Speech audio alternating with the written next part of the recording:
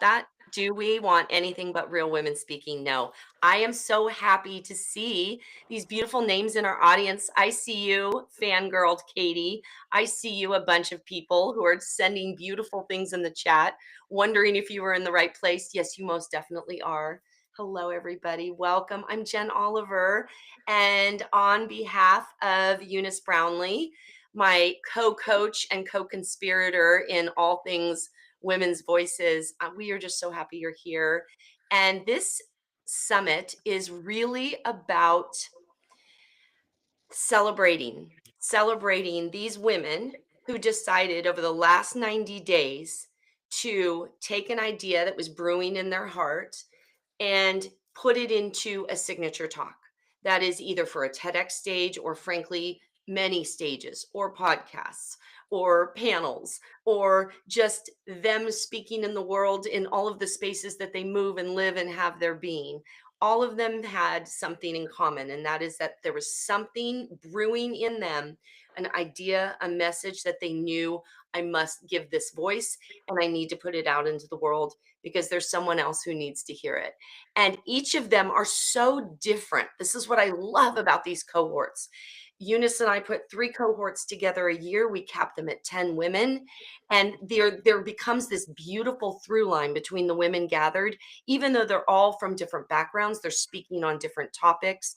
They have different lived experiences, different research in some cases, but they know that there's something important that they need to share. And that is this gorgeous through line that starts to weave all of them. And so each of these women that you're going to hear from today are speaking on something very different. It's something near and dear to them that has meaning. And they know somehow, some way that this is something that is either a takeaway or an idea that planted in your head will bring great benefit. So, with that, I want you to know that you're in for a treat. Just soak this in. It is a joy to be in community as individuals. It's a joy to celebrate one another because many of us have come up in the world or have been in environments where our voice was not necessarily celebrated. And that's a very vulnerable thing, then, to suddenly start to speak and express yourself, especially around matters that are dear to your heart. It's a vulnerable thing. So then to show up here and have support and people who love you and are celebrating what your words are and what your accomplishment is. Can you tell it's early and I still need my water? So permission for everyone to drink water and pause. There is something about celebrating the fact that we work on something for 90 days, we pour into our message, we pour into one another, and then we stand up and deliver. And so you are about to see women who are going to be showing up in a lot of different areas in different capacities because it matters to them to use their lived experience, their wisdom, their knowledge, their career path for the benefit of other people. I'm really happy you are here. Thank you for joining us. We are going to kick off with Dr. Linda Reed. And I just ask that you all give her either a virtual round of applause or it may be audible, but a big round of applause for Dr. Linda Reed. She's going to kick us off, and then you are in for a treat, y'all. Just get ready to also move. Just trust me when I say that. All right. Please welcome our first speaker for the Real Women Speaking Circuit Summit, all things voices that need to be elevated and amplified. And this first girl, oh, she's near and dear to me. Please welcome Dr. Linda Reed. Yes! I'll scream and cheer for everyone.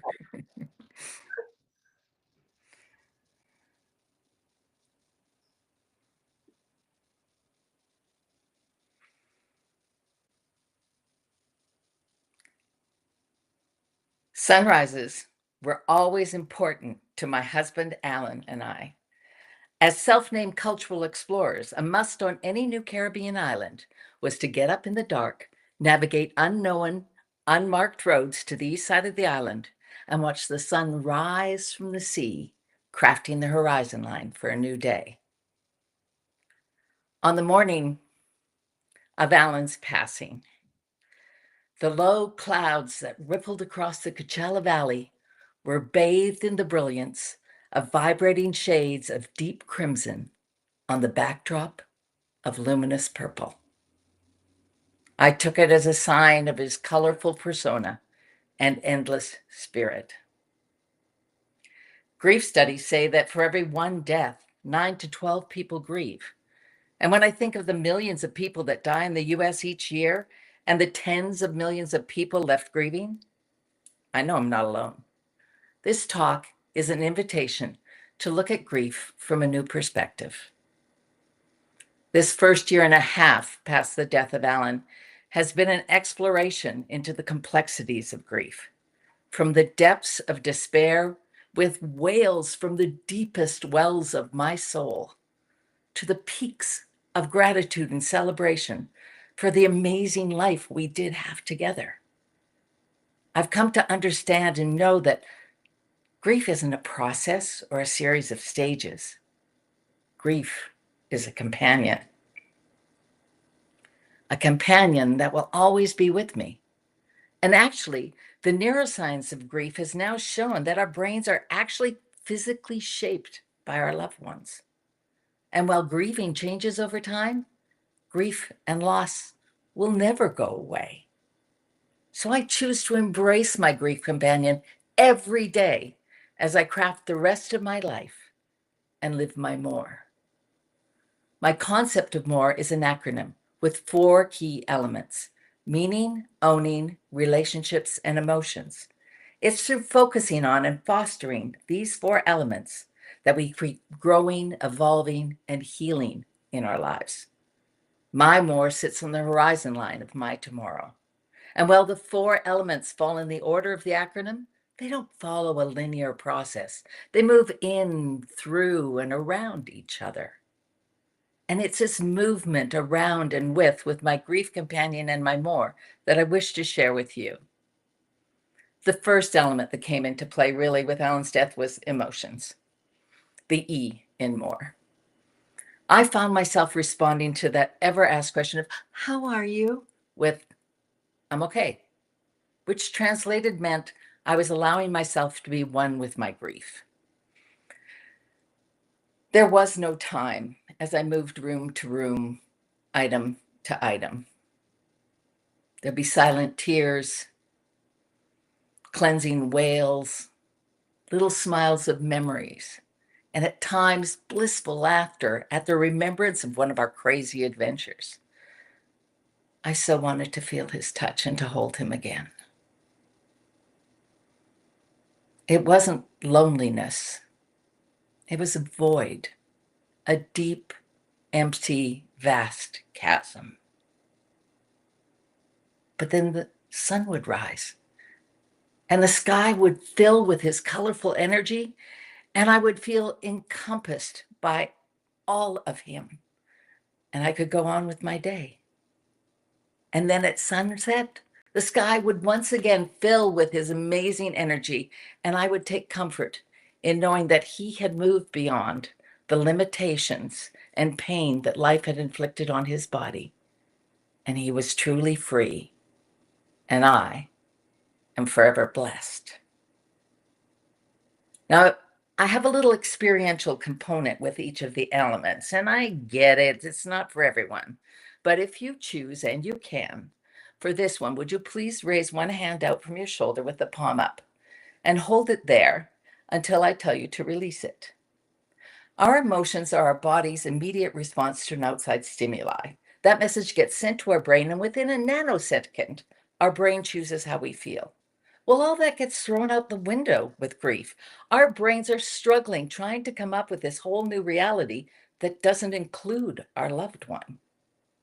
Combine that in Western culture where we just don't want to see it. We just want you to get over it and be done with it.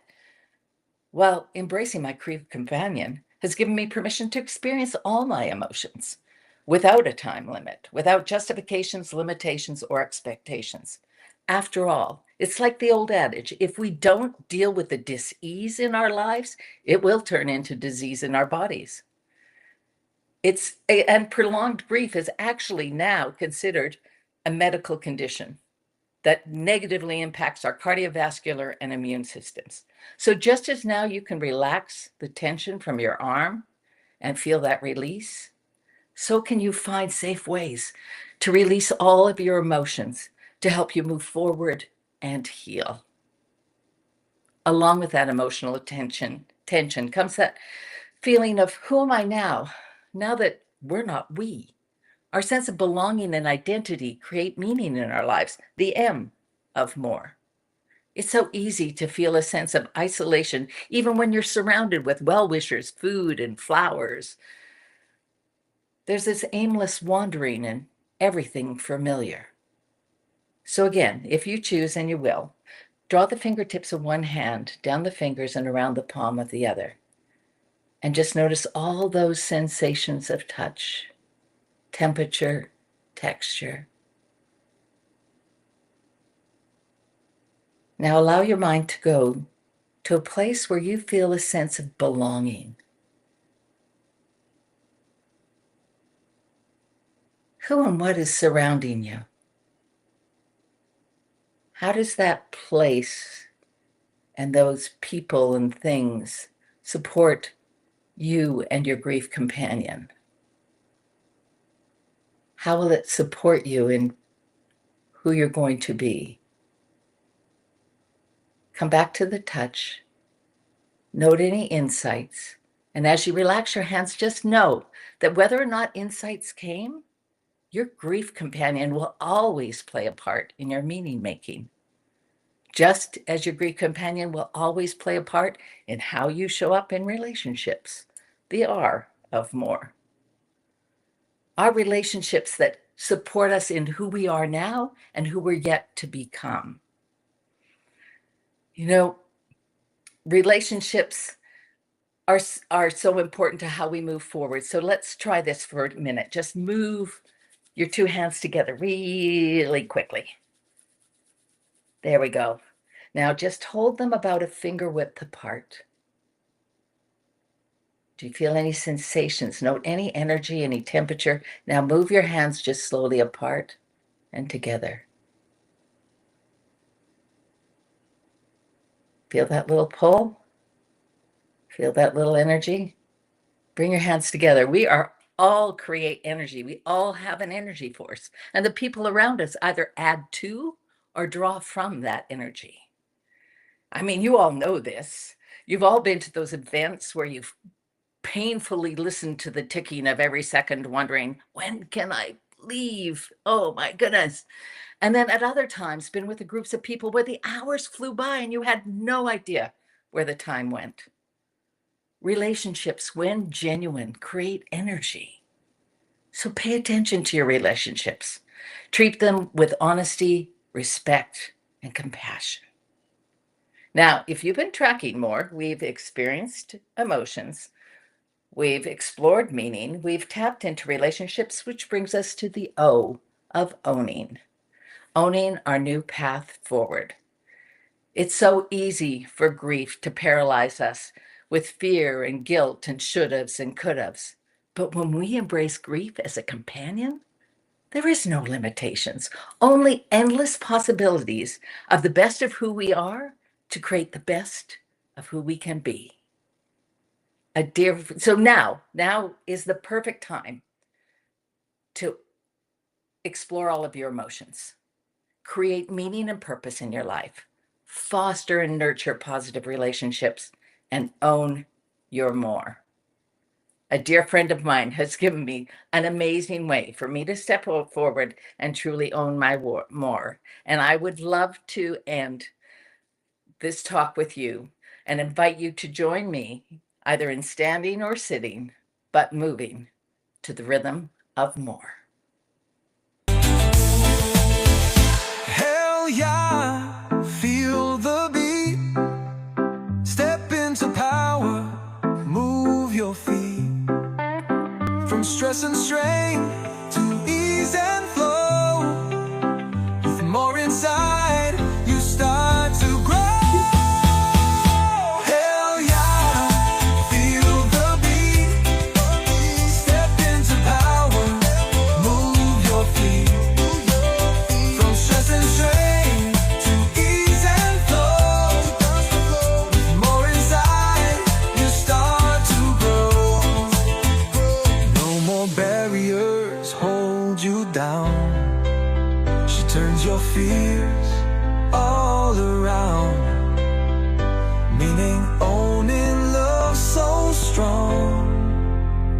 rise up. Thank you. I am so dazzled. Oh, Linda, this was so beautiful. Everybody's cheering and clapping, and that music, it's really perfect. And I have to celebrate you, Linda. I remember when we began our 90 days together, you said, I wrote it down, I want to connect with hearts. I want to speak with ease and flow. Okay, y'all, did she just accomplish that? She connected with heart. She spoke with ease and flow. That is exactly what you're doing with your message. And I'm so honored to be a part of your journey. Thank you for giving Eunice and I and the other 7 women just this beautiful opportunity to know you more deeply, let alone create and co-create alongside you. It's been such a gift. So Thank much you. ahead. Oh, next up, you are in for a treat with Jillian McKinney because you're getting a preview that's going to be uncommon. Not everybody gets this. Okay. You're getting a preview of Jillian's TEDx Folsom talk. And this is huge because not everyone gets to see that. But Jillian will be speaking on the TEDx stage at TEDx Folsom on August 16th. And many of the women here that they come into this program, this 90-day accelerator, with that end in mind. Others come for different reasons, but it's just really beautiful and valuable, the message that Jillian's bringing. And I'm excited for you to get to know her better because her heart and her message are essential for so many different people, and especially for kids. And if you care about kids and the education that they're getting and the lives that they lead, this is a talk you will not want to miss even 1 second of. So with that, I'm going to make sure we're all happily muted again, and we will let you begin. Please welcome to our Real Women Speaking stage, Jillian McKinney.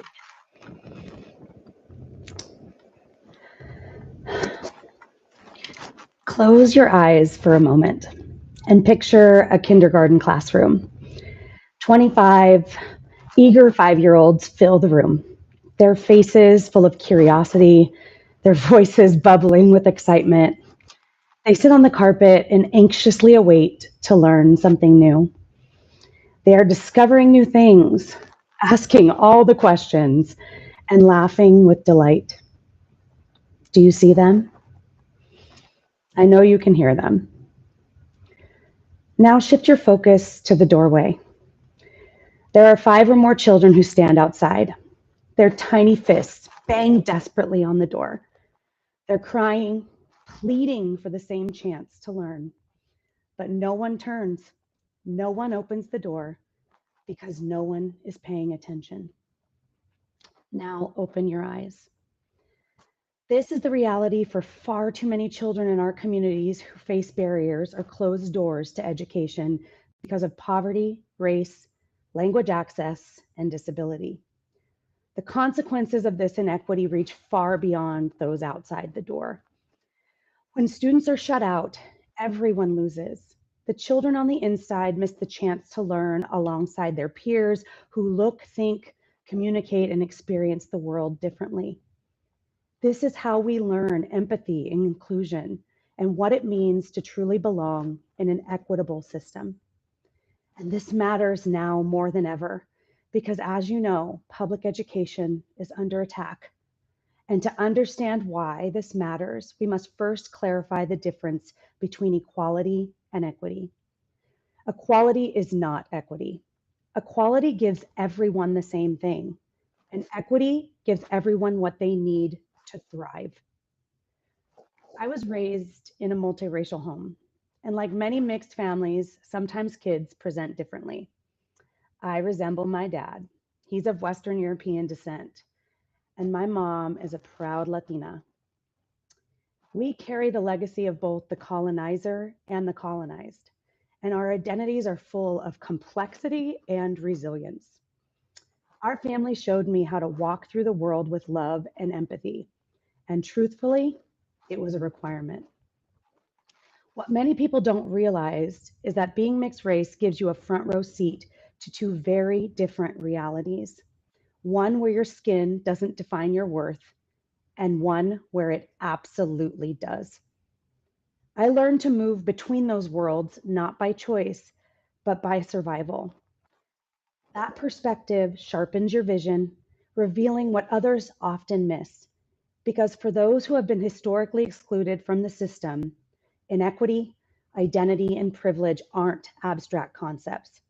They are our lived realities. And from a young age, my dad taught me how to use my privilege to stand up for those facing injustice, not just for my own family, but also in the world around me. And that awareness and advocacy shaped how I move through the world.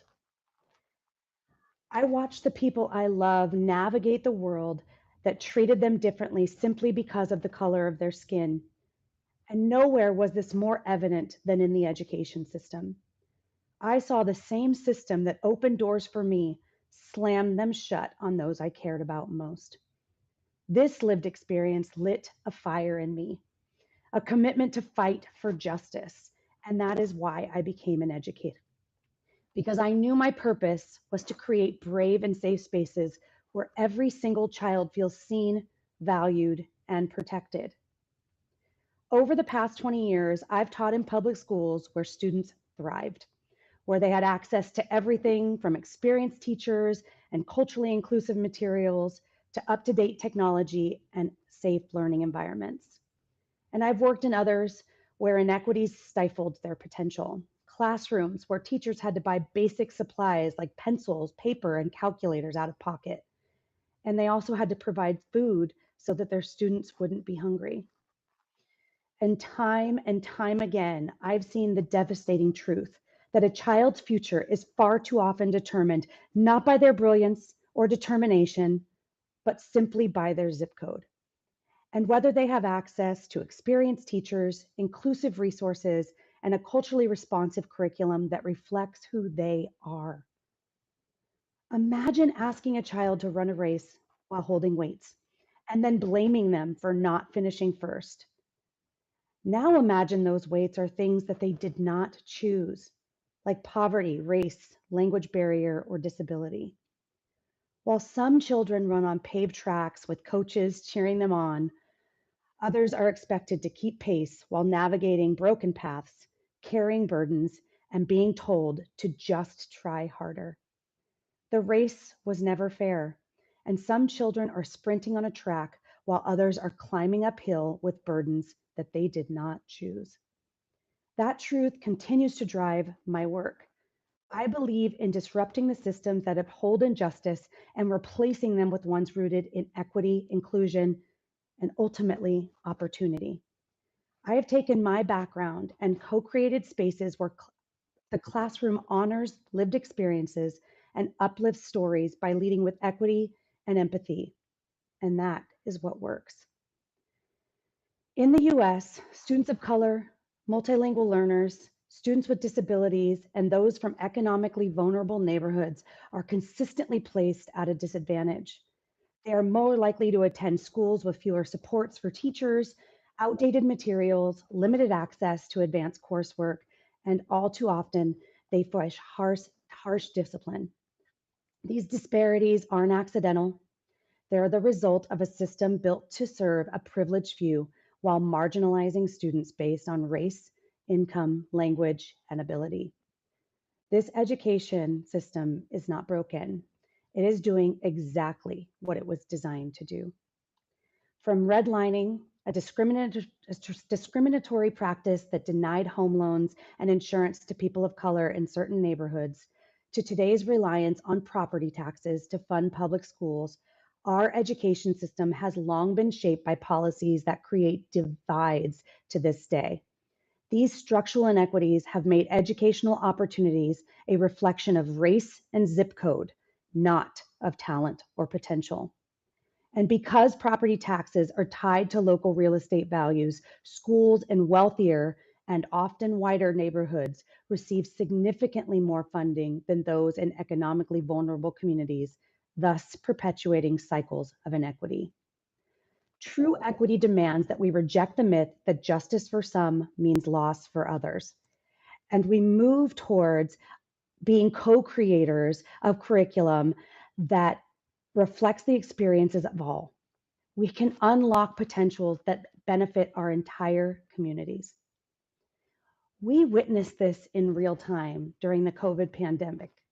And yes, I know many of us are ready to move on and never hear the term pandemic again.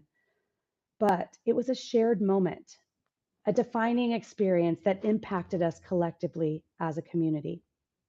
And on March 13th, 2020, some schools were ready. They had Chromebooks for every student.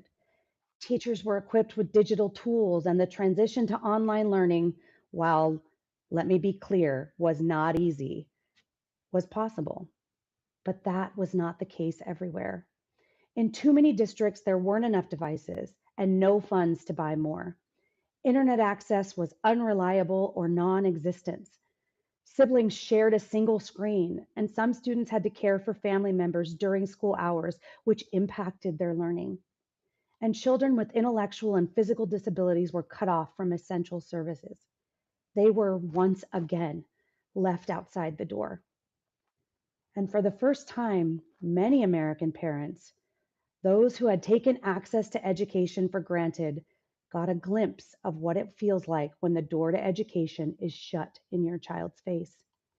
For others, the pandemic didn't create new inequities, but it exposed and deepened existing ones, making it impossible to ignore how systemic inequities undermine not only individual lives, but our collective well-being. So what works? We already know. Citigroup's 2020 report revealed that if the US had simply closed racial gaps in wages, education, housing, and investment over the past 20 years, our economy could have been $16 trillion stronger, proof that inequity holds us all back. And according to research by economist James Heckman, every dollar invested in high quality early education for disadvantaged children can yield up to a $7 return through improved health, reduced crime, higher earnings, and better educational outcomes. But equity isn't just about access. It is about affirmation, which is why how and what we teach matters just as much as when we start. Culturally responsive teaching is an instructional approach that recognizes the importance of including students' cultural references in aspects of all learning, making the lessons more relevant, affirming, and effective. It's a powerful research-backed approach to unlocking student potential. Zaretta Hammond, one of the leading voices in the field, found that when students see themselves, I mean truly see themselves reflected in the curriculum, something transformational happens. They engage more deeply, they think more critically, and they simply achieve more. Why, you might ask? Because representation signals value. When a student reads about scientists who share their heritage or learns history through the lens of their ancestors' experiences, the classroom stops being a place where they're asked to fit in and starts being a place where they already belong. They feel included and honored. And if kids can feel connected to what they're learning, if they don't feel it, they just won't learn. It's just that simple. And too many classrooms today still center their curriculum on a narrow worldview, one that prioritizes Eurocentric perspectives and includes diverse histories and treats middle-class white norms as the default. In these spaces, some students are often asked to disconnect from their cultural identities, languages, and lived experiences just to succeed academically. We as a society can't claim to value students' identities while silencing their voices and simply telling them that their language is wrong. That simply erases the very homes and histories we say we want to honor. And I have seen when we flip the script and lead with belonging. That kind of transformation doesn't come from policy alone. It comes from implementing daily intentional practices that create connection inside the classroom, outside of the school, and in the hearts and minds of the students themselves.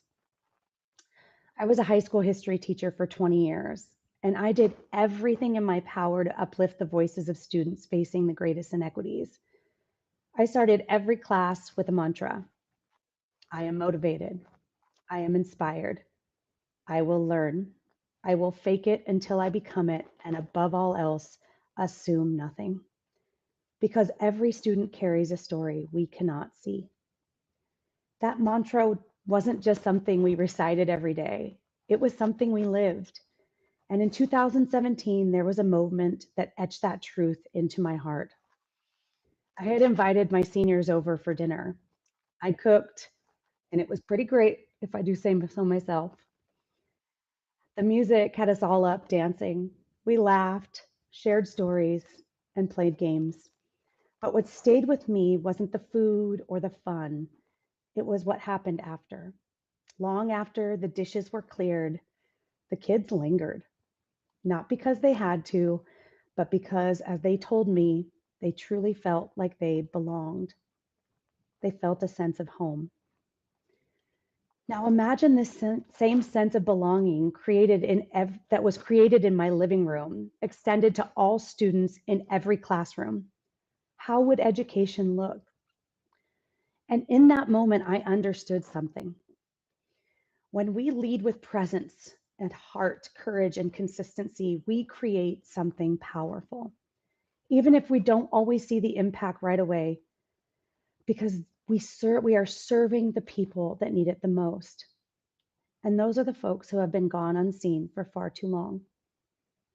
Earlier that year, those same students told me something that stayed with me. No one had ever asked them about their culture before. No one had included their histories, their languages, or their heroes in the curriculum. And they would ask me consistently, Mrs. McKinney, why do you always say equity and empathy are the foundation for learning? I hope they understand that now. Because when we center stories, when we make space in schools for those who are and where they come from, we are not just delivering lessons, we're building belonging. And when the students finally see themselves, when they truly saw themselves in the classroom, it was like a light turned on.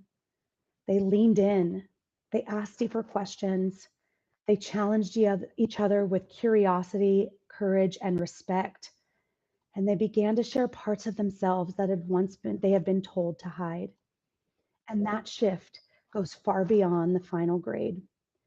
It's about belonging. It's about agency. It's about helping students understand that their lived experiences are not obstacles to overcome, but sources of strength that can shape their learning, their leadership, and their future. I made sure that this was the foundation of every class I taught. Another student asked me and told me once, Mrs. McKinney, I used to hide my culture, but here I feel like it's celebrated. Thank you for seeing me. And that is what educational equity looks like. It's not just about better outcomes. It is about creating spaces where students don't have to bang on the door to get in or leave parts of themselves behind once they're inside. Where pride replaces shame, and where the classroom becomes not just a place of learning, but a place of space and belonging.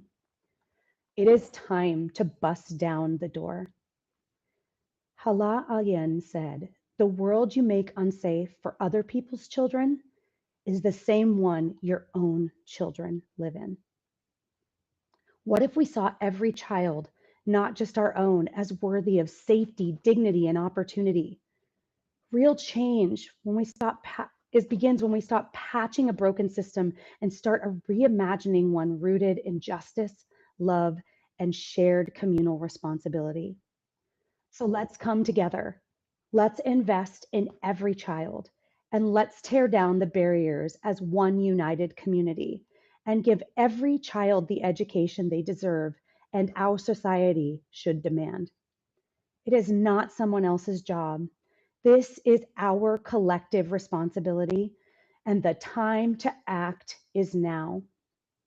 Parents, Treat every child's education as if it was your own. Use what you know to build communities of practice and uplift the educators who show up every day for our kids. Policymakers, allocate school resources according to student need, not neighborhood wealth. Withholding support from children isn't just immoral, it is unjust. Community member, vote like your child's future depends on it, because it does. And former students, carry this with you. As I told you at the end of every school year, give more to the world than you take. Lead with love, act with purpose, and know that I will always believe in you. And lastly, educators, advocate for truth in teaching. Champion culturally responsive curriculum and trauma-informed practices that affirm and reflect every single student's lived experience. And please don't forget to take care of yourselves. You deserve the same respect, dignity, and compassion that you extend to your students every day. And that commitment to both your students and yourselves is an act of resistance in a system that often demands your silence. Make no mistake, challenging the status quo comes at a cost. Educators who dare to teach truthfully, to center justice, and to honor the full humanity of their students, sometimes it demands sacrifice. Those who take a stand are frequently targeted, silenced, or driven out of the profession. This backlash is not new, and it is far from accidental. I was one of those educators pushed out for daring to center equity and truth in my teaching. And after 20 years in the classroom that I loved dearly, I was forced to walk away. And yet, my commitment to students has never wavered. I stand here today for the students, for the truth, and for the future we all deserve, because we rise together, or not at all. Justice for some is often seen as a threat to others, but that's exactly why we must keep fighting, because the cost of silence is far greater. Audre Lorde said, "Your silence will not protect you." I began by asking you to imagine an education system where every child has the opportunity to truly thrive. Now, I invite you to help make that world a reality. I invite you to stand with me to break down the doors of injustice and inequity so every child still waiting on the outside of the door can step through, be seen, and rise to their fullest potential. Thank you. Oh, Jillian, that was amazing. Oh, I'm so proud of you. You have been absolutely crafting, recrafting, reshaping an important message that really is also very vulnerable. And you said at the beginning you wanted your passion and your feeling to show through, and it does. You speak and your heart sparkles. It does, especially when you get conversational with us. It feels like, well, it feels communal. So much of what you just discuss here is this idea of community and this idea of collaboration and being in support of one another and in support of our kids and putting our arms around one another and drawing everyone in so that no one is stuck outside the door banging on it to get in. And that is just absolutely the essence with which you speak. You speak with such a welcoming, inclusive tone, and that's exactly what we want in our education system, in our communities, in our world. And I just thank you for giving this voice, regardless of the costs. You don't count the costs, you just do it anyway. And I love that for you. And I cannot wait for people to hear you on the TEDx stage as this continues to just evolve and then gets out into the world through TEDx and YouTube and all the good things. So bravo, congratulations, well done. Thank you so much. Thank you. Oh my goodness. Okay, y'all. I mean, right? I love it. There's so many, you guys are making so many encouraging comments. Like, that's what this group is about. There is a constant level of support and celebration and cheering that we all love and need. So, our next speaker, you get to hear from Beth Watson. And I got to tell you something. Beth, in the beginning of our process together at the beginning of 90 days, one of the first people she mentioned was the Dalai Lama. And I love this because if you think about it, the Dalai Lama is listened to with great reverence and respect. He is a source of wisdom that people glean from and draw from.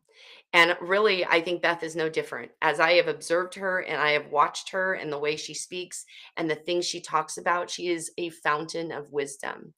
And so, with that, I'm going to invite Beth Watson to unmute and step into our beautiful Real Women Speaking stage.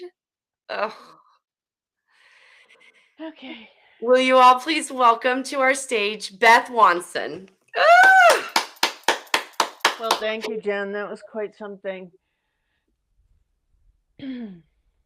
Hey, do you know this person? They're too valuable to fire, but their behavior makes everyone else want to quit. Maybe they've been in the organization forever. Maybe they have some irreplaceable skill. Or maybe they helped build the company from the ground up. I see you nodding. We all know this person. HR dreads hearing their name come up, and oh, managers make so many excuses for them because it's the only option they have.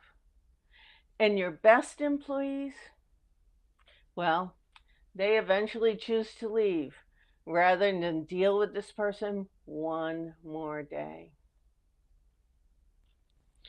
I know this person intimately. In fact, there was a time when this person was me.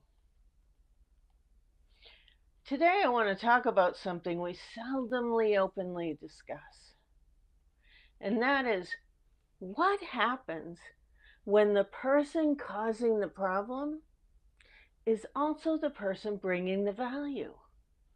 And more importantly, how do we break the cycle that keeps both people and organizations stuck?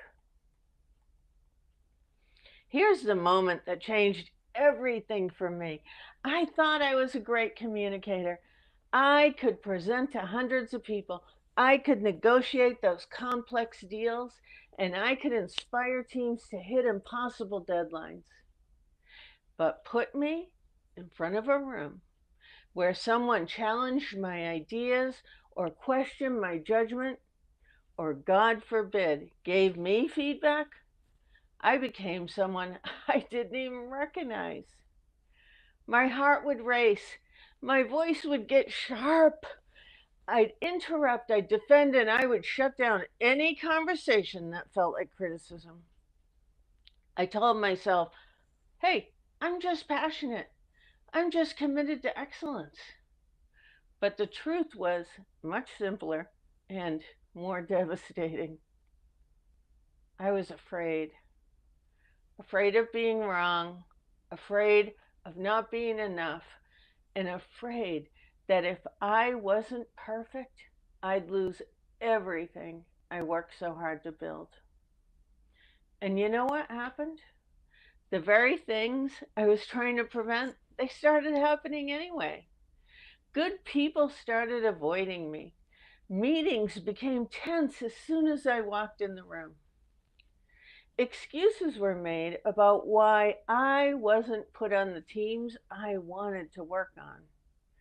And innovation died because nobody was going to risk bringing me an idea they didn't know if I'd agree with. The wake up call came when my best employee, someone I mentored and I genuinely cared about, sat across from me and said, Beth, I can't do this anymore with you. It's not worth it. And that's when I realized the problem wasn't them, it was me. And here's what I discovered. We're all walking around with invisible wounds from conversations gone wrong. Just think about it for a minute. The time your boss humiliated you in front of the team, having that same argument over and over again with your teenager, and it always ends with slammed doors and hurts feelings. The family dinner where politics comes up, and suddenly your uncle, he's not talking to you anymore. The time when that teacher laughed at your answer, or that performance review that felt humiliating and more like a personal attack. These experiences, they don't just hurt us in the moment. They rewire our brains and they teach us that difficult conversations are dangerous. So we start avoiding them, or we put on our armor and we get ready for battle. But here's the thing, life is made up of difficult conversations. That promotion you aren't getting, the relationship that's slowly dying, the project that's failing and nobody wants to admit it, the debt you feel powerless against, that family member who won't respect your boundaries, and the teenager who makes choices that terrify you. The consequences of avoiding these conversations are real. You can't avoid them forever. And when we finally have them, we bring all our past hurts, all our defense mechanisms, blame and resentment and our fears right into that conversation with us. And what's the result? We hurt the people we love the most. We damage the relationships we need the most. We avoid the very conversations that could set us free, all because we're afraid of being vulnerable and risk losing connection. But what if there was another way? It was science that set me free. When my long-term relationship ended and I was learning to live on my own after my daughters had grown, I became obsessed with one question. Why do I, a smart, caring person, become different versions of myself when conversations get uncomfortable? I began to notice I wasn't alone in this behavior. In fact, through my consulting business, I began to notice that the inability of most people to navigate tough conversations was at the heart of low morale, bad relationships, and toxic work cultures. But the answer I found is actually beautiful in its simplicity. When we feel threatened, our brain interprets challenging conversations as threats. Something I call an emotional hotspot happens. The emotional center of your brain floods your system with stress hormones. The parts responsible for empathy, creativity, and rational thinking, they go offline. It's not our fault. It's physiology. But here's the part. Once you understand what's happening, you hold the power to change it. So I started experimenting.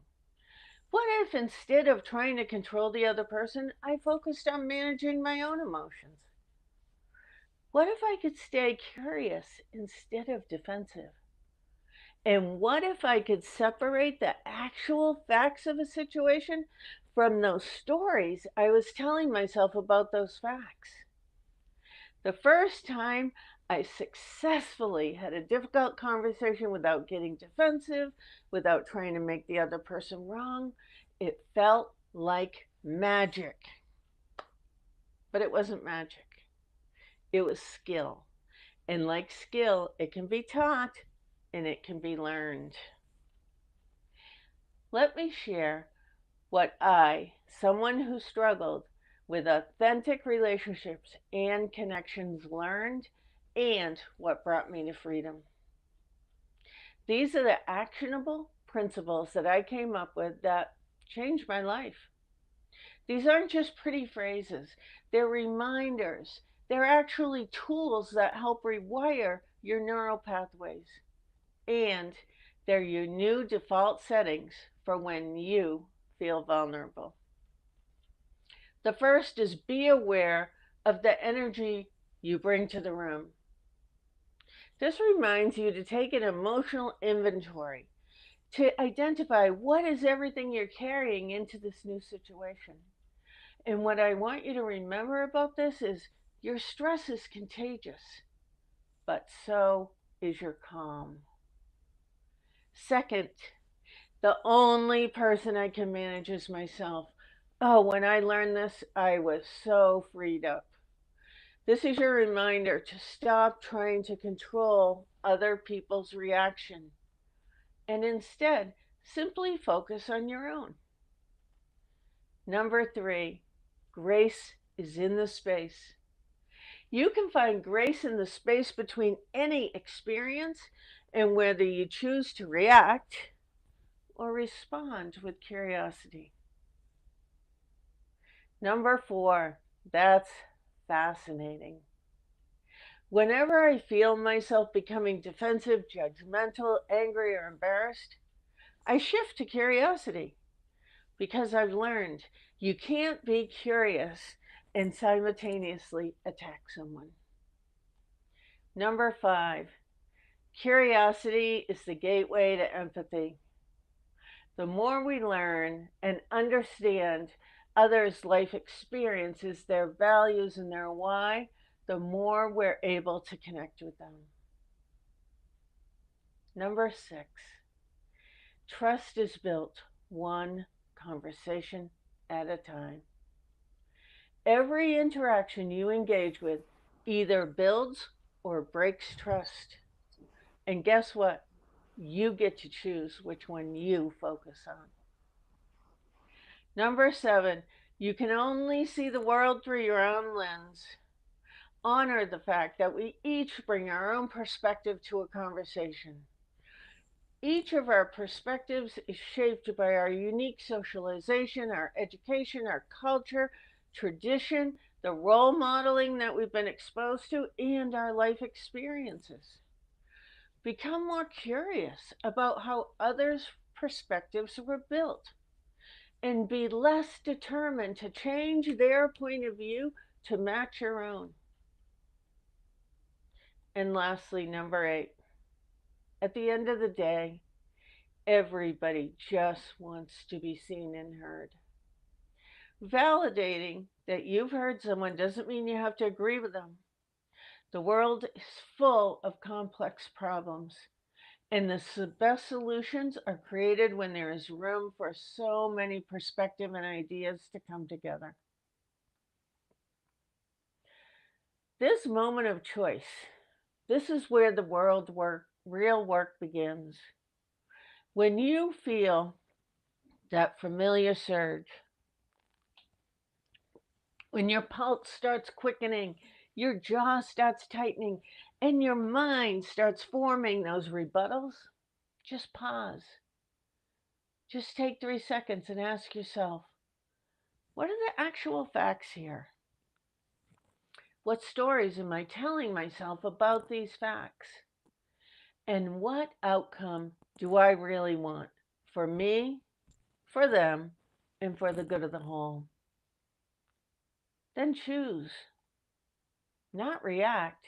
You choose with intention to proceed with genuine curiosity. So I want to share an example of what this looks like in real life. Someone comes to you with a suggestion, and it feels redundant, like it's been tried in the past. And your first thought is, oh, no, this is never going to work. We tried all these kinds of things in the past. Why are you wasting my time with this again?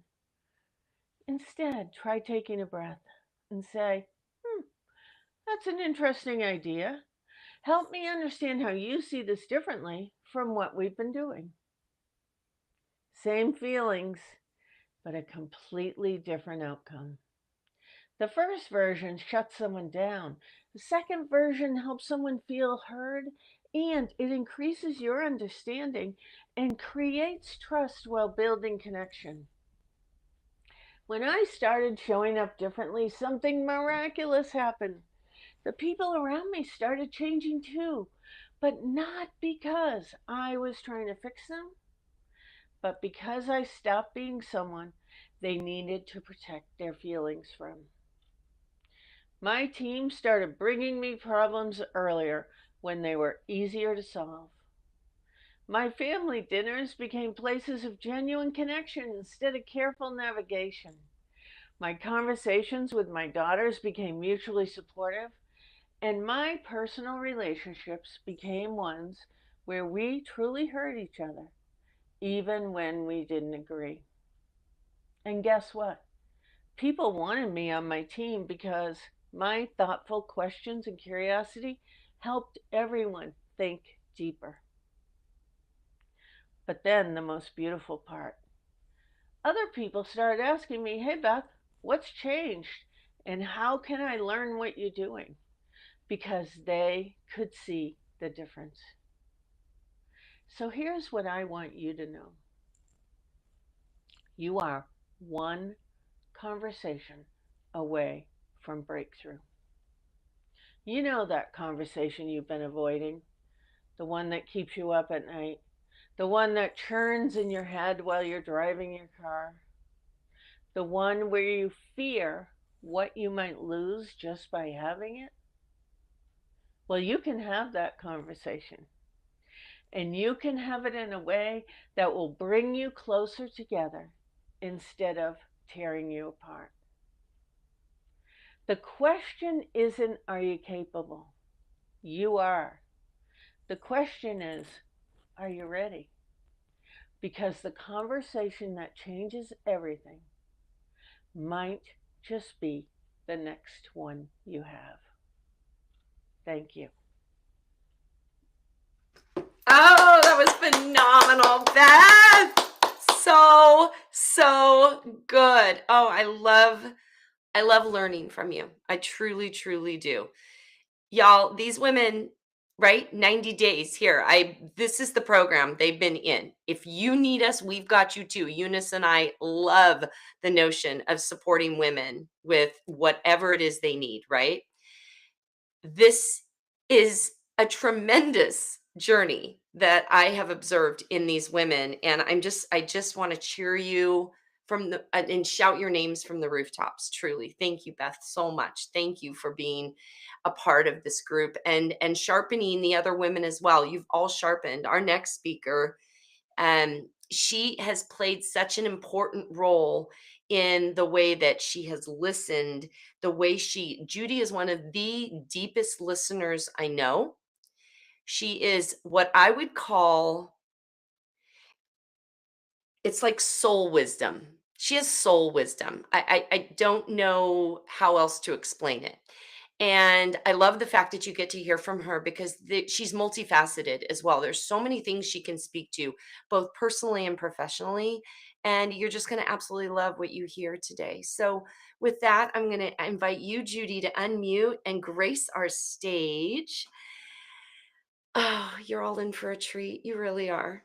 So, our fourth speaker, yep, take your time. We've got all the time in the world. You got it. Yes, you're unmuted. Our fourth speaker in the Real Women Speaking Summit is Judy Steele. Will you please welcome her to our stage?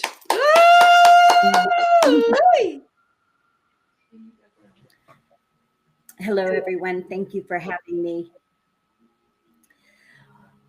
When I was just 6 months out of college, I had $3,000 in the bank, and I thought maybe I need to have an investment account.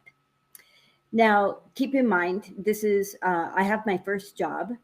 I work for Crocker Bank, and interest rates at the time in money market are 16 and 17%. So why in the world I thought I needed to invest my money when I could have just had it in a money market earning 16%, I don't really know. But there I am, fresh out of college, heading into a financial, a stock brokerage office. And I am greeted with the broker of the day. That's what they're called. And so I tell this gentleman that I have $3,000 to invest. And he said, I would recommend this one stock. And I didn't know any different. And so I said yes, signed up, opened the account. And but as I was walking out, I asked him, what do you think about diversification? And he said, this is what I do. I know what I'm doing. And so I took that, and that was that. Well, a month later, I got my first statement, and my $3,000 was worth 1,680. So it had fallen almost 50%. And so I called him and said, uh, what happened, was there a stock split? And which means that you have twice as many shares, and maybe it was just an accounting error or something. That's why my account went down so much. And he said, no, little lady, the stock market does that. It goes up and it goes down. And I said, well, the stock market didn't fall 50% and my stock did. And he said, I don't have time for little people like you. And he sent me on my way. Well, like I said, I worked at Crocker Bank. And a few months later, a college friend's mother called me and asked me for some guidance because her husband had passed away unexpectedly and left her with 3 more boys still at home. And she had never worked outside the home. And, here she was with some life insurance money and a pension, and how was she going to get along? And I had no idea what I was doing. I bought a book on financial planning and I read it, and we invested her funds. And that was kind of the beginning of me starting to take a more active role in learning about investments and investing. Now, go back to that first $3,000 that I invested. 3 years later, it came back to $3,000, and I was able to sell it and get out and buy my first home. But in the meantime, I'm working for Crocker Bank. I'm I am a personal banker, so I'm out meeting with clients that are clients of the bank and trying to make sure that they're utilizing all the services that the bank has to offer. And I am the top performing, the way that they graded us, I'm the top performing advisor in the state. And yet all of my male colleagues were getting paid about 30% more than I was. And I went to my branch manager and asked about that. And he said, well, someday they might have a family that they need to support. And they said, well, they don't right now. So anyway, in a moment of frustration, I quit. And I said, I'm giving you my 2 weeks notice. And he said, well, what are you going to do? And I said, I don't really know right now, but I just can't stay here because the only job I really want is yours. And I really like you. And he said, Judy, you shouldn't burn your bridges. And I certainly knew that. But they said, this is a bridge I need to see on fire. And so I went and interviewed with an investing firm nearby, and I was the only woman hired in the office. So I have an office of 30 men and me, and I'm still just 4 years out of college. But I've been doing some investing for my college friend's mother, and so I know a little bit. I put together these index cards where I would write down all the names of individual companies like Dow Chemical or Procter and Gamble or Woolworths, back when there was a Woolworths. And I would research whatever I could as far as the news on the companies and their earnings. And we had a little bell in the office and it would ring, and there was a ticker tape, and it would actually type out the news on earnings, and now so much of that, everything is, instantaneous and on the computer. But I just had all these index cards because someday I was going to have a client and I needed to know, kind of have a history of where investments had been and where they might be going. And back in the day, we traded maybe $60 million worth of stocks in a day on the New York Stock Exchange. And today in 2025, we do $60 million in the first second. So this was quite some time.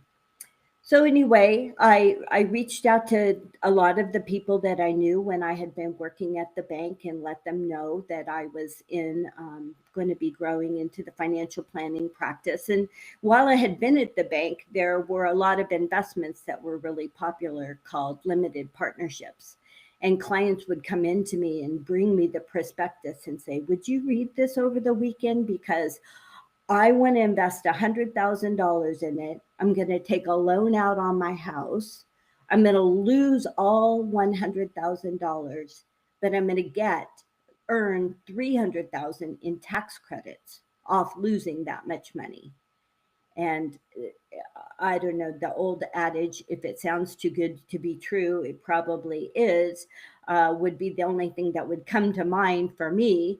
And 2 years later, these tax advantaged investments were found to be illegal, and the IRS did not allow the tax write-offs. But, I had advised clients that just sounded like to intentionally lose money just seemed like a winning proposition. So I had relationships with a lot of these clients, and they reached out to me responded to me as I reached out to them.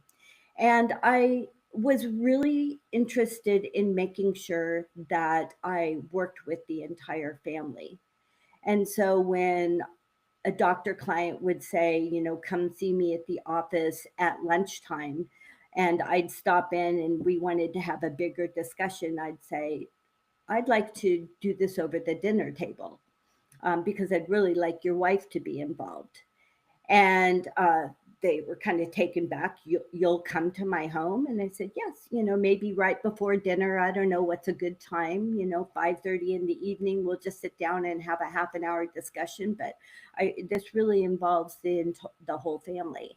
And I think that was quite unique. I grew up with a mother who, my dad had a hardware store and my mother did the finances for the store. We balanced the books. I worked the cash register. I learned how to balance her checkbook when I was 7 or 8 years old on the adding machine because she always had to check the bank's numbers.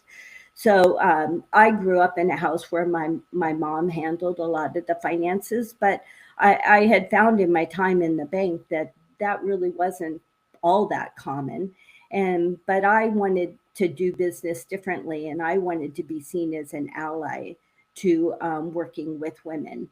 So my practice grew to really surround women, and it was lovely. It's interesting the nuances that you learn too when you're around the dining room table, as opposed to in an office across a desk.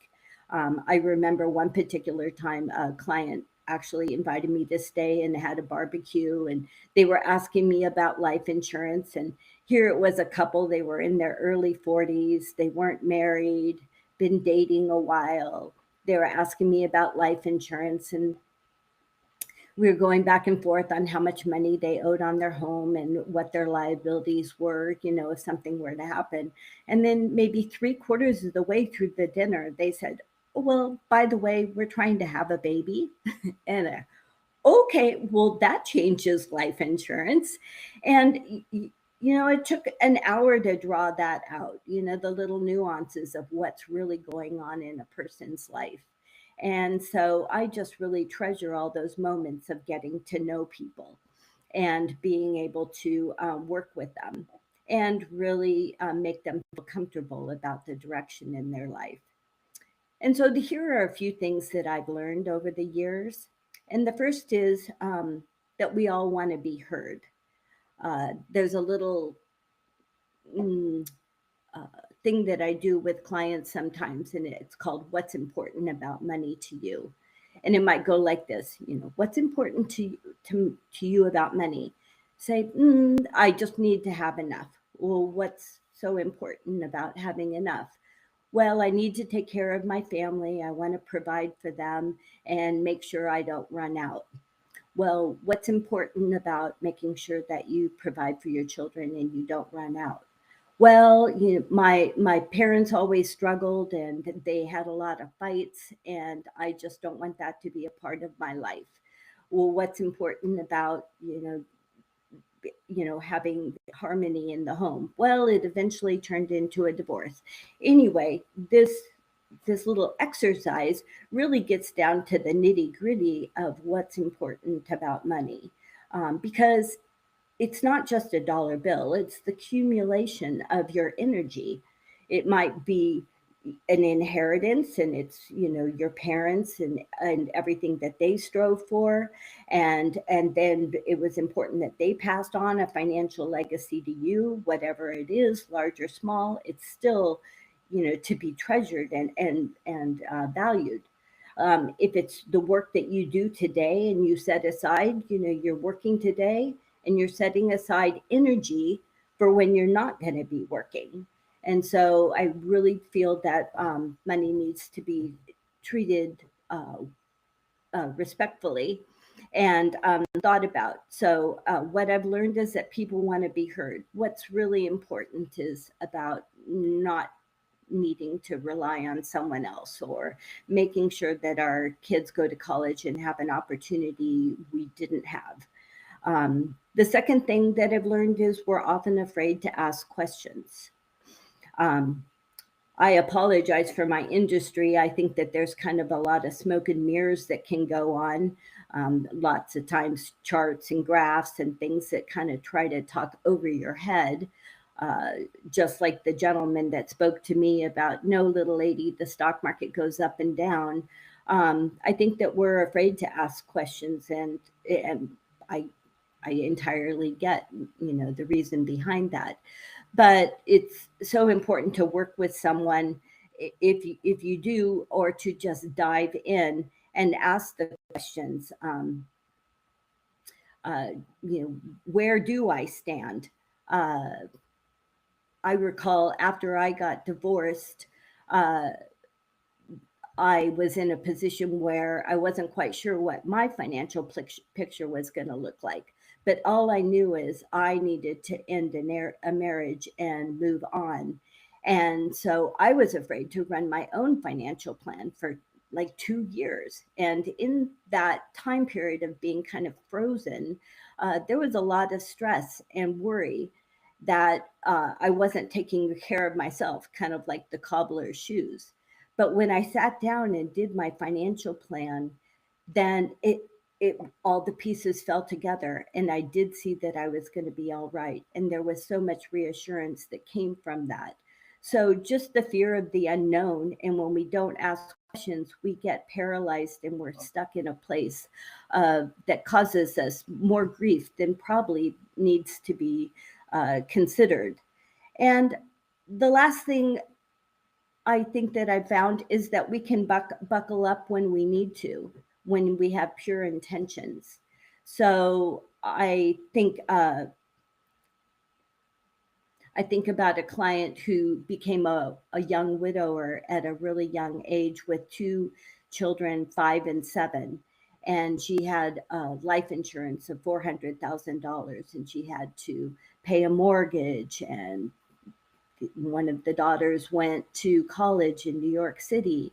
And if she had probably come to me and said she needed a $65,000 brand new BMW SUV, maybe the money wouldn't have worked out, but she did what she needed to do. And the kids have graduated from college, and she's still fine financially, and everything worked out. So that period of being uncertain about the future, and then once the future's laid out to us, being able to buckle up and find out that you really can control your destiny. If any of this resonates with you, I encourage you to reach out and and become educated. There's a lot of resources, there's a lot of people that you can work with. Ask questions. Don't be afraid to ask questions and get engaged so that you're educated, you're engaged, you find collaboration with someone to learn and feel comfortable about where the direction of your money is going. And in the end result, you'll feel empowered, empowered to live a life without stress, empowered to live a life that's filled with joy, and one that really uh, sets your path forward. Thank you. Oh, bravo, Judy. So happy you were here. So happy to hear from you. Okay, we've got two more. Are you all ready for this? I am thrilled that you not only got to hear from these previous four, but now you get to hear from Dr. Jen Clemens, and then Yasha Lamb is going to bring us home. And a big shout out to our Robin, who is in the audience supporting all of you. You are going to hear from Robin Withrow Wong in the future. You are going to love what she has to say. She is a seed planter, as I call her. She is one who constantly supports people. She offers information, she offers solutions, and she's absolutely adept at loving and leaning into people and causing them or helping put them on a trajectory to move on a different path that is just beautiful and healthy and life affirming. And when she speaks, she really does. She drops seeds, and those seeds end up creating a harvest all around her. And it's really beautiful. And you will get to hear so much more from her. Just because it's not today doesn't mean it won't be soon. All right, Dr. Jen Clemens is unmuting and coming to our stage. And I am dazzled by this woman and her insane amount of knowledge. She is incredibly well educated. She knows of what she speaks, and you're about to learn a great deal. Please welcome another real woman speaking, Dr. Jen Clemens. Woo, girl. Thank you. All right, thanks for joining me today on this little adventure. I'd like to share with you my journey into naturopathic medicine, how it's changed my life, how it's opened my world to whole new levels of health and vitality. It is my hope that by the end of this, you'll see why I believe the future of medicine is a return to nature. I grew up the oldest daughter. I could probably just stop right there. I grew up the oldest daughter in a Western medical family. My dad is still a practicing pediatrician. My mom is a retired public health nurse. You can imagine some interesting conversations at the table. They started me on baby formula when I was 6 months old, and that's also when the earaches and antibiotics started.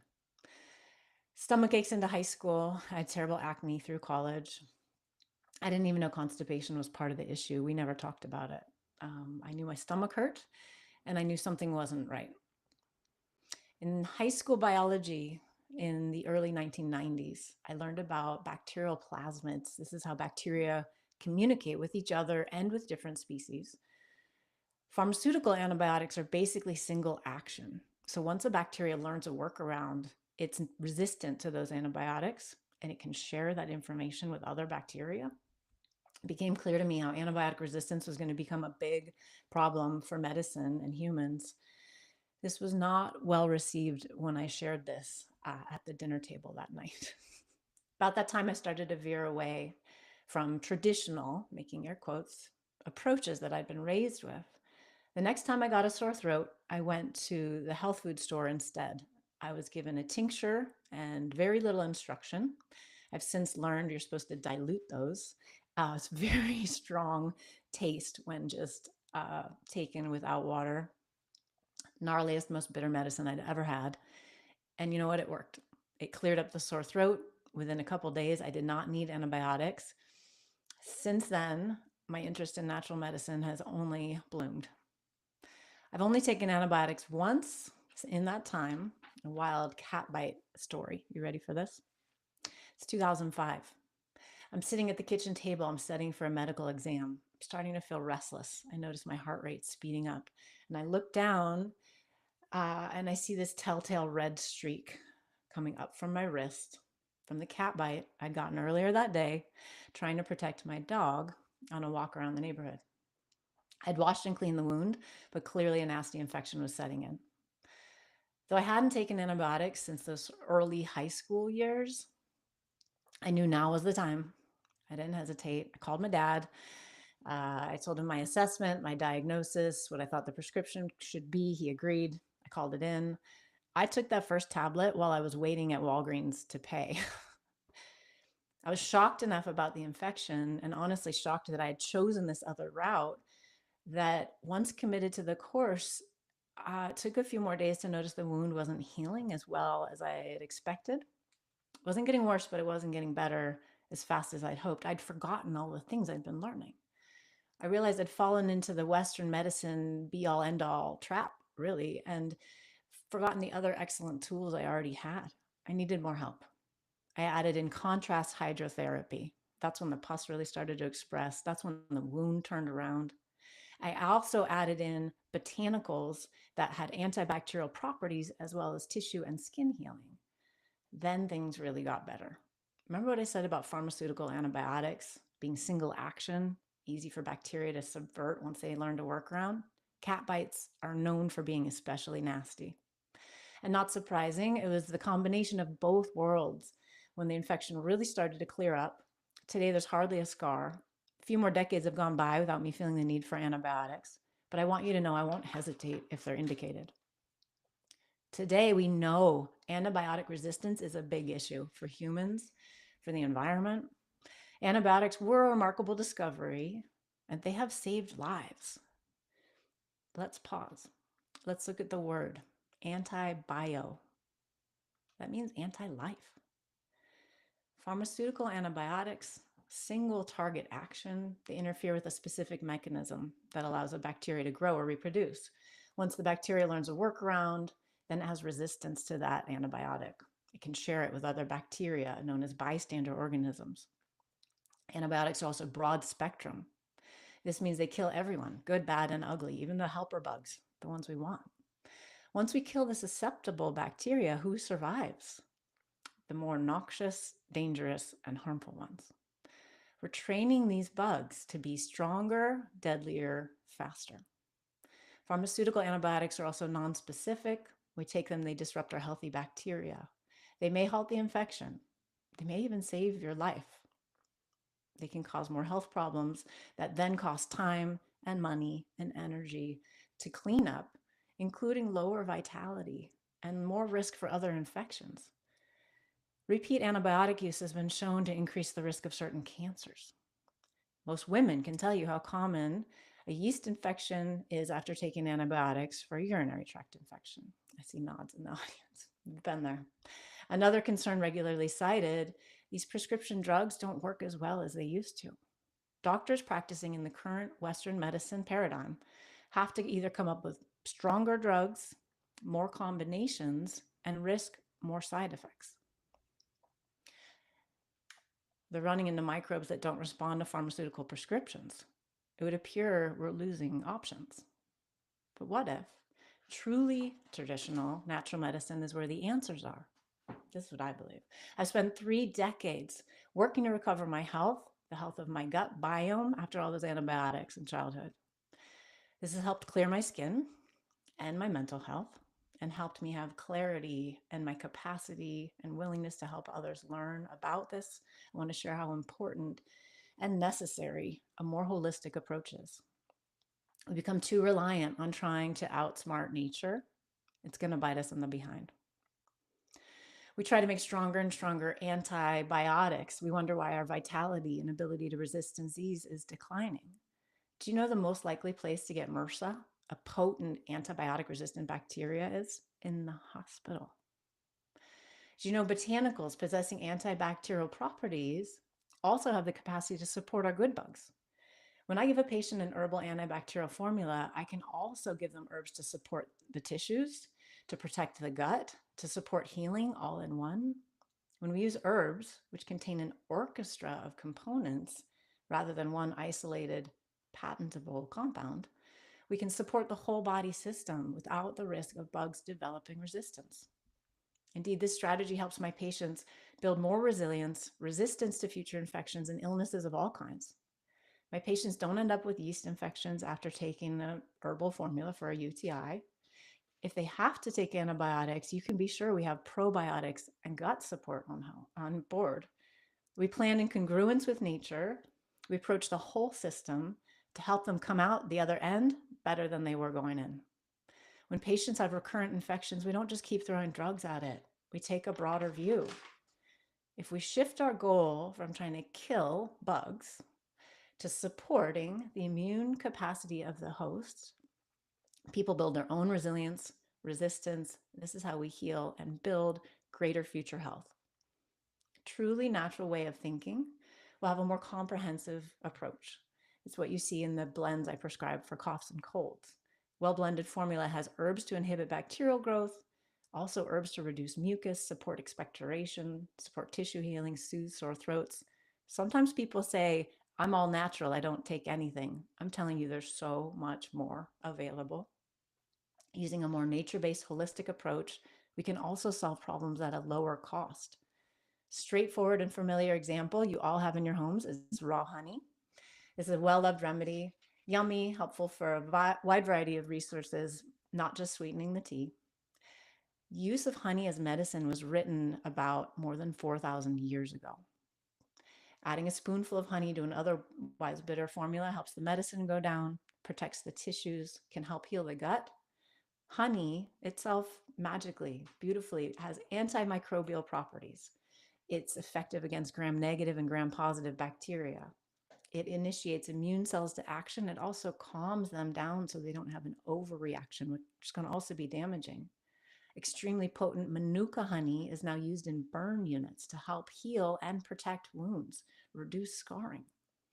Bacteria cannot develop resistance to such a complex dynamic medicine. Research has shown honey to be effective against MRSA. I wish I'd known in high school what I know now. You can put honey on your skin, has to be raw, and it will help heal acne and reduce scarring. Pasteurizing honey reduces it to a simple sugar, which will feed the bacteria. When I was in college, I worked at a regular doctor's office and I almost got fired for trying to educate a patient about the risks of antibacterial resistance. At this point, I realized I needed to become a doctor myself. My next job happened to be at an herbal apothecary. Imagine my surprise when I recognized the label and I was processing the herb that I had taken in high school, that very first tincture that sent me on my new path to become a naturopathic doctor. I've resolved to practice better medicine. It yields better results for my patients. The medicine of the future has to be a return to nature. Past 150 years of medicine have made us myopic. It's led us to a place where life expectancy in the United States is declining for the first time ever. Antibiotic resistance is one of the greatest health threats we are facing globally. I've seen it in my practice. I want to share with you the potential for new routes of health, helping patients create lasting vitality through supporting the whole system. By helping patients reduce their dependence on polypharmacy, supporting their understanding of the importance of nature, we improve their health, and we guide their independence from a failing system. When we view ourselves as part of nature, instead of trying to outsmart nature, we can raise the health of each organism, each individual, each family and community, and help heal our relationship as well. The future of medicine is a return to nature. Thank you. Ah, I can't say enough. Oh, Jen, that was awesome. That was absolutely awesome. I love how you relate to us. I love how you connect and you bring your passion. Like your serious passion is not just zeal, it's backed by an unbelievable wealth of knowledge. And I so celebrate you. I can't wait for more people to hear from you. This is on. It's on. Oh, okay, you guys, guess what? You are going to be so glad that you got to hear this last woman speak. Yasha Lamb is about to enter our stage. She's going to unmute and unleash her voice on you and her story. And it is so significant. and it relates to all of us in some way. I really want you to find your story in Yasha's. Um, it's going to change you. It's going to change you. Please, please, please welcome to our stage our final speaker, Yasha Lamb. Ah! Woo! Imagine being afraid to hike a mountain, not because of the climb, but because you fear your heart might stop. Imagine wanting to dance, to travel, to live fully, but feeling chained to the question, what if? What if I have an episode? What if there's no one there to help me? What if I'm too far from the hospital? I live with a condition called SVT. It's supratrabecular tachycardia. It causes my heart to race suddenly, beyond my control, sometimes over 200 beats per minute. It's scary, it's unpredictable, and for a long time, it controlled my life. SVT affects approximately 2 out of every 1,000 people, and women are nearly twice as likely to experience it. But no statistic can capture the terror of feeling like your heart is trying to outrun your body. It starts with a flutter, then a pounding, your chest tightens, your heart aches, your breath shortens. Sometimes it hits right away. Other times it's delayed. Maybe it was that exam 2 days ago. Maybe it was an argument I thought that I moved on from. I didn't always know what triggered an SVT event, because stress has a way of sneaking in quietly. What I did know is that every episode carries the weight of uncertainty. If I don't slow my heart within a reasonable amount of time, the risks become real. I could faint. I could have organ damage, or in rare cases, heart failure. So I didn't hike, I didn't travel, I avoided joy, because I was afraid what might happen if my heart acted up. That kind of fear didn't just cage my body, it imprisoned my soul. I told myself I was being healthy, that staying alert was staying safe. But the truth is, it kept me small. It kept me cautious. But most of all, it kept me afraid. I chose to live in the hospitals just in case. I avoided an active life and never strayed too far from immediate care. I was chasing a peace of mind that was never real. It was fear disguised as safety. Then in 2017, I was introduced to breathwork and meditation. After several months of practicing, I noticed it brought me a peace and stillness I couldn't always explain. But I knew deep in my body, it was exactly what I needed. I began to crave that feeling, seeking it whenever I could. I would return to the breathwork and meditation. And in those small windows of stillness, I felt calm. What I didn't realize was that the calm was doing something more than just quieting my mind. It was soothing my nervous system. And one day I noticed something. I hadn't had an SVT episode in a while. Could my new practice of breathwork and meditation be helping my SVT? I thought. That quiet curiosity never left me. And then life gave me the ultimate test. I woke up in the middle of the night with a full SVT episode. My heart was pounding. My chest was tight. I took my medication right away. But sometimes the meds don't kick in soon enough. So panic took over. I knew that if my heart didn't slow down within 15 minutes, it would be a trip to the ER. But this time, something inside me said, just breathe. So I closed my eyes. I placed my hand over my heart, and I returned to what I had been practicing. Inhale, 2, 3, 4. Exhale, 2, 3, 4.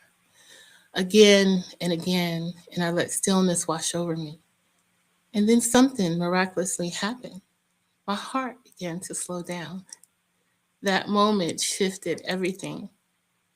I met fear, and I didn't run from it. For the first time in a long time, I felt something I hadn't felt in years. Power. Not over the condition, but over my response to it. I thought, maybe I don't have to live in fear. Maybe I can live in faith. And from that moment on, I started living into freedom. I began practicing breath work and meditation every day. My episodes became less frequent, and my peace became stronger. I started doing things I used to only dream of. I hiked, I traveled, I explored. I dared to go farther away from hospitals and closer to my dreams. Not because the fear disappeared, but because I trusted my breath.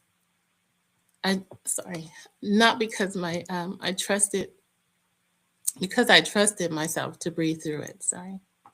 I started listening to my body, respecting it and honoring it. And over time, I realized I wasn't just healing my heart, I was healing my whole life. Research shows that practices such as breathwork and meditation activates the parasympathetic nervous system, the part of the body that's responsible for rest, recovery, and healing.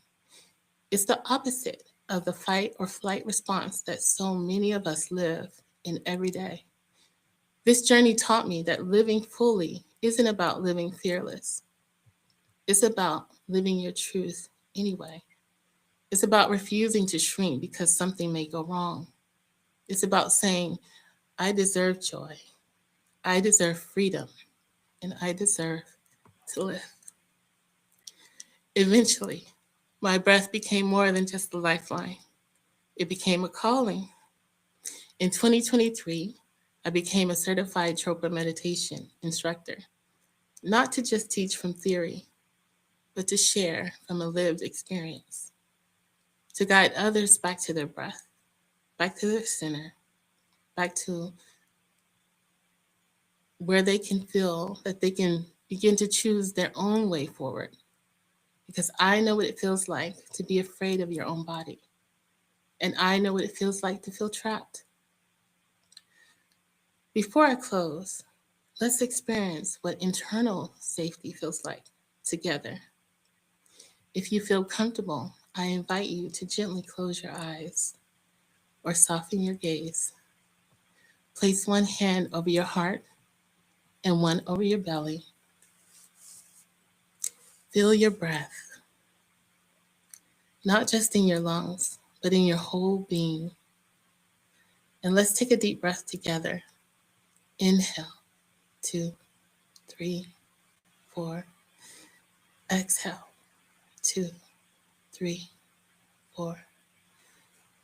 Now, let's do it again, but this time with a little bit more intention. Inhale, calm, 2, 3, 4. Exhale, fear, 2, 3, 4. Inhale, peace, 2, 3, 4. Exhale, resistance, 2, 3, 4. Inhale, trust, 2, 3, 4. Exhale, control, 2, 3, 4. Now return to your natural breath. This is your breath, your anchor, your reminder that you are safe. You are present and you are powerful. Now gently open your eyes when you're ready. So I ask you, what is your SVT? What is the fear that you're holding back? What dream have you shelved because you've convinced yourself that it's too risky, it's too late, or too far-fetched? Are you waiting for your fear to disappear before you finally live? Or will you choose to breathe anyway? Here's what I've learned. You don't need a perfect plan to begin. You just need one breath, one moment of stillness, one courageous act of listening to your body, your spirit, and your truth. Meditation isn't about escaping your thoughts. It's about becoming aware of them. And breathwork isn't about controlling your life. It's about learning how to flow with it. These are the tools that brought me back to life. And I believe that they can do the same for you. So let's reimagine what healing looks like. Let's reimagine what is possible, because you are not your fear. You are your freedom, and it's been waiting for you all along. I still live with SVT, but I live in a new power because I've met myself in stillness, and I've learned to trust my breath. I've discovered freedom, something far deeper than just survival. And you can find that too, one breath at a time. Thank you. Oh, Yasha! So beautiful, Yasha. You couldn't have been a better finish. And you are proof positive that you can manage to keep your cool and come and deliver with major technical difficulties, like took you the first hour to get in. And look at it. See, this is what's possible. This is our little space. I'm so happy, all of you who are in our audience, thank you for supporting and loving these women and wanting to hear from them, and just listen and witness their voices, their stories, their messages, their hearts. But I also just want to encourage you who were here, all of you as speakers and as audience members, don't underestimate the power of your voice. We need you in this world. And there is such a gorgeous level of wisdom and care and knowledge that you have. There's power in your stories, there's power in the meaningful work you do in the world.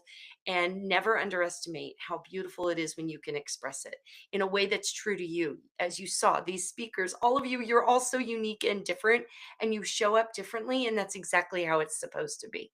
And so I know I speak on behalf of Eunice Brownlee, my co-coach, and the rest of these women when I say thanks for being here. And I'm just so proud of all of you for a gorgeous 90 days of effort and time and energy and vulnerability. And sometimes there were tears, and there was sisterhood, and there was love, and there was support. And that's the exact kind of container we all belong in. So I cheer you on, and I celebrate each of you, and can't wait to see where else you're going and the way in which these talks are going to bless people around the world. It's going to really be tremendous. It already is. I'm already seeing how you're impacting other people, even here today. So with that, thank you. I'll put a little, there's our websites. If you guys need anything, you want to just go, I have an idea. Will you and Eunice listen to it? Yes, we will. We want to support you. So if those of you who are in our audience are going, oh, could this be something where my voice could be heard and I want to explore this? Oh my gosh, we'll help you. We'll talk to you. We'll get on the phone. Whatever you need. We love it. This is what we love doing. So with that, I bid you all adieu as you head into the rest of your week. Thanks for being here. My speakers, if you feel like staying a minute, I just want to, again, just dote all over you for 4 seconds, but I know our audience probably has other places they need to be today, but it was just an honor to have you all here. So thank you. Thank you, thank you, thank you. We love having you in our community. Please stick around anytime you need us. We're here. All of our info is in the chat. And Judy, Beth, Linda, Jillian, Yasha, go ahead and unmute for a second. I just want to celebrate you all. Can we just like have a moment? I wish Robin was in here. She was in our audience, you guys, which was so beautiful. Yay. You guys, you did amazing. You did amazing. Everybody did Thank so you good. so much. Oh my God. Yeah. Yeah, Yeah. it was really good. Yeah. You guys, Mark was we were live on YouTube. I don't know if you realize that, but Oh, I don't know how many. Yeah, it went. He said there's a YouTube feed. So for those who are having trouble watching us, it doesn't just go out to the world. Like there were people who were, if they were in our audience and they were having trouble, they could go to the YouTube feed to watch. So nobody had missed it if they were having tech difficulties. So that was really cool. I missed a lot of it. Oh, you'll Yeah. get to see all the recordings, you guys. All of these will get Okay. edited for each of you, and you'll get to watch each other's if you choose. But you all are going to get edited versions, so that you have them and can see them. And we're not done, you guys. There's so many other ways we can be together. Whether you want to drop in, you guys, please drop in as my guest this month in the collective. In fact. Excuse me, Dr. Linda is my guest expert. I just remembered it next Thursday, right, Linda? No, it's 2 Thursdays. no, from 2 now. Thursdays. Yeah, 2 Thursdays from now. You guys drop in. I host what's called The Collective, and you've heard me talk about it in my emails. But when people leave my programs, they go, oh, I need more, or I want more of this. I want to dig deeper. I want this constant support. And we do a lot of other things in the collective that is really about the unpacking of the stuff that we know either hinders our voice or sets it free. And so we dive deep there for an hour once a week on Thursday mornings from 9 to 10 a.m. on Zoom. And it's all people who've been formerly in my programs who just wanted another space to continue to gather, dive deep, and support each other and grow. And we do that. We get into it. It gets really earthy and raw and real and good. And I bring in resourcing and my coaches and guest experts and people, anyone who I have seen help me or other people or my clients to get to their truest voice and to get really grounded and feeling good when they communicate, which is the precursor to everything, whatever stages you step on or don't step on, or wherever you use your voice. Everything about the collective is about undergirding you as that person, that whole person who brings that to her voice into wherever she opens her mouth, period. So you guys are always welcome there, especially if you just need a little dose of the sisterhood love. And because it's always hard to be on the last day, at least it is for me. It feels a little bit. Well, thank you, Jen and Eunice, for all you did for us, and thank you to all of you, my cohort, and for all of your support. And I'm so inspired by all of your stories. Really, just it's amazing. Jillian, good luck on that Folsom TEDx stage. I won't be able to be in Folsom. I wish I could meet you all in person, but maybe another time. Another time, and maybe we'll come to you, Linda, because your spot sounds way better. Okay. All right. Yeah. Palm Springs or Tortola. I don't know. It's pretty tough, right? All right. Seriously. I plan retreats, y'all. We could have some reunions. Just saying. Can I just say too that this has been so phenomenal, and I do not think I'm just so The YouTube will it. amazing. Yeah. Yeah. And I just want to tell you, because I had memorized mine, I would have waves of, oh shit, did I say that? I'm not sure. Maybe I missed that piece. Did I? So I have no idea until I see it. Like I have no idea what I said. It's great. And I never came up big. I had the speaker come up, but Jen, you were my big screen. I never came up. Yeah, I never came up big, which was just as well. It's like, that's fine. And then I don't need to look at me. Yeah, you were big for us. Oh, Yeah. good. Okay, as long as it was big for you. Yeah. Oh my gosh, I love it. Well done. Jen, guys. when I'm sorry, when can we replay it on YouTube? I believe so, but let me check. I don't know because I don't know. I think it might have only been live stream as opposed to it's now captured there. So let me find out. Okay. Let me find out. Okay. 'Cause that was new to me. I think Mark was just making it a possibility that anyone could connect and not miss it. And but I believe it was purely live stream, but I'll find that out. And you're going to Okay. get your copies. You're going to get edited recordings that you guys can always have and refer to and give to other people too. Can Yeah. I see everyone else's though? I missed everyone's. Yep, you'll have access to everybody's. Yep, Okay. you'll all get your own plus each other's. Perfect. Awesome. Yeah. Thank you so much, everybody. Thank you Yeah. guys. Thank you, everyone. Good morning. Yes, That Wish was you thank so you. much well. So take care. This was wonderful. Thank you. Thank you, Jen. Thank you, Eunice. You're welcome. See you guys soon. We'll be talking. Watch for my emails and all the Yes. good stuff coming. I'm going to reach out to you, Jen. Okay. And All right. Jen, I Bye-bye. won't be there tomorrow because I'm flying, but I will come the next week. Awesome. I can't Great. wait to see you. Beautiful. All right. Thank you. All right. Bye, everybody. Bye. Bye. Bye. Oh, you did it, Yasha. Well done, my friend. See you Oh, later. thank you. Bye-bye. Bye.